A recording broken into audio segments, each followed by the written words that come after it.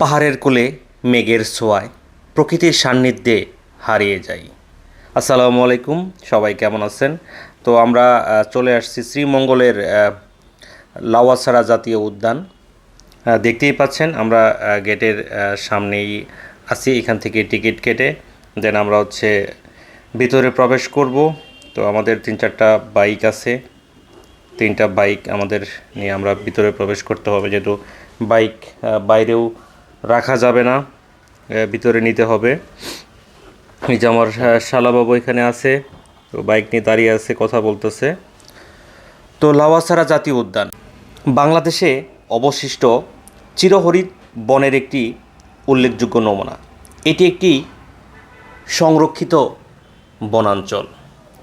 মৌলভীবাজার জেলার কমলগঞ্জ উপজেলায় অবস্থিত 1250 হেক্টর আয়তনের বন জীববৈচিত্র্য ভরপুর। বাংলাদেশ সরকার 1997 খ্রিস্টাব্দে এই বনকে জাতীয় উদ্যান হিসেবে ঘোষণা করে।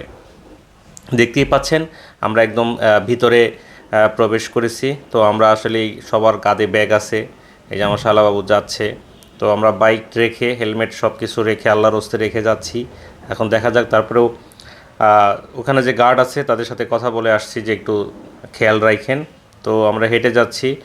যারাই আসবেন এই লাউয়াছড়া উদ্যানে আসলে হাঁটতে হবে, প্রচুর হাঁটতে হবে। ভিতরে গাড়ি নিয়ে যাওয়ার এরকম কোনো ব্যবস্থা নাই, আর প্রচুর হাঁটতে হবে।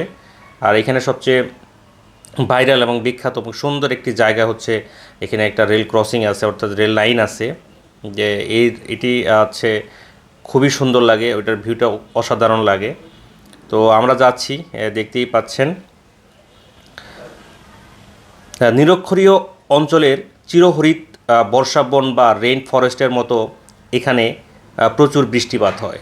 সূর্যের আলোর জন্য প্রতিযোগিতা করে এ বনের গাছপালা খুব উঁচু হয়ে থাকে এবং অনেক উপরে ডালপালা ছড়িয়ে চাঁদোয়ার মতো সৃষ্টি করে।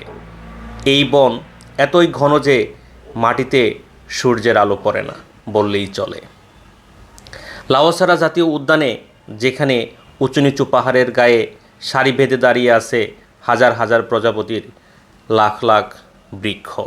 তো আমরা দেখতেই পাচ্ছেন, আমরা একটা ব্রিজের উপরে চলে আসছি। এখানেও অনেক ছবি ওঠানো হয়। যখন পানি না থাকে তখন এখানে নিচেও নামা যায়, অর্থাৎ এখানে যে খালের মতো আছে সেই খালের মধ্যে নামা যায়। আমি এর আগে যখন গিয়েছিলাম তখন আর কি নিচে নামছি, ছবি তোলা হয়েছে। এই সময়টাতে খুবই ভালো লাগে, কারণ এই সময় প্রকৃতির গাছপালাগুলো এত পরিমাণ সবুজ থাকে, এত পরিমাণ সতেজ থাকে যে সত্যিই খুব ভালো লাগে। আর আসলেই মন জুড়িয়ে যায়। এই দেখতেই পাচ্ছেন প্রচুর লোক কিন্তু আসা যাওয়া করতেছে, যদিও আসলে এখানে ওরকমভাবে কিছু নাই, তারপরেও কিন্তু যে মানুষ এখানে ঘুরতে আসে, কারণ জাতীয় উদ্যান। এখানে এই কয়েকটা অলিগলি আছে এবং খাসিয়াপল্লী এখানে ভিতরে আছে। বেশ খানিকটা, প্রায় আধা ঘন্টা মেবি হাঁটতে হয়, যদিও আমি কখনো যাই নাই ভিতরে। যেটুকুর মধ্যে সচরাচর সবাই ঘোরাফেরা করে, আমরা এতটুকুর মধ্যে দিয়ে ঘোরাফেরা করেছি। এখানে মসজিদ আছে একটা। তো এরকম আমরা যাচ্ছি, দেখতেই পাচ্ছেন প্রকৃতি আসলে সবচেয়ে সুন্দর লাগে, আর ঘুরলে মন ভালো হয়ে যায়। এটা সবসময় বলে থাকি যে ট্যুর করলে একদম মন ফ্রেশ হয়ে যায়, কারণ এত ব্যস্ততার মাঝে কাজকর্ম, অফিস, বিজনেস সব কিছু সামলানোর পরে মাঝে মধ্যে একটু ট্যুর করলে সত্যি ভালো লাগে। এই দেখতেই পাচ্ছেন যতটুকু যাচ্ছেন, এই যে দেখানোর চেষ্টা করতেছি কত সুন্দর একটি পরিবেশ। আসলে এই ভিডিওতে আরও বেশি সুন্দর লাগে, এটাই বাস্তব। বাস্তবের থেকেও মানে যখন ভিডিও ধারণ করা হয় সেখানে আরও পরিবেশটা অনেক ভালো লাগে, যে অনেকেই আসতেছে, ঘুরে আসতেছে। এইখানে যে বাঁশবাগান আছে, এখানে আমাদের ফ্রেন্ডস যারা আছে, আমার শালাবাবু যারা আছে, সবাই একটু ছবি টবি শ্যুট করতেছে, যে দেখতেই পাচ্ছেন। আর রাসেল আছে, রাসেলের ফ্রেন্ডস আছে, আমার শালাবাবু আছে, এরা ছবি তুলতেছে। তো এই আমরা এভাবেই গুটি গুটি পায়ে আমরা এগিয়ে যাচ্ছি।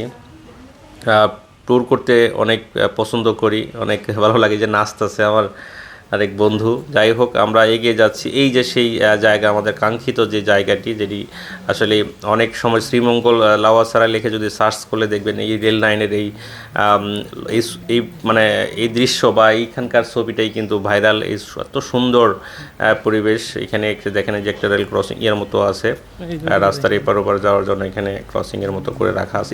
এই জায়গাটায় ছবিটা যখন যে দেখতে পাবেন শ্রীমঙ্গলের এই দৃশ্যটাই দেখতে পাবেন। এখানকার ছবি দেখতেই পাচ্ছেন, এখানে এই রেল লাইনের ছবি ভাইরাল। তো এখানে যারাই আসে এখানে অবশ্যই আসে, ছবি ওঠানো হয়। এই হচ্ছে অবস্থা। তো সবাই যারা যেখান থেকে ভিডিওটি দেখতেছেন, যদি ভালো লেগে থাকে অবশ্যই একটু লাইক কমেন্ট শেয়ার করে পাশে থাকবেন। আল্লাহ হাফেজ।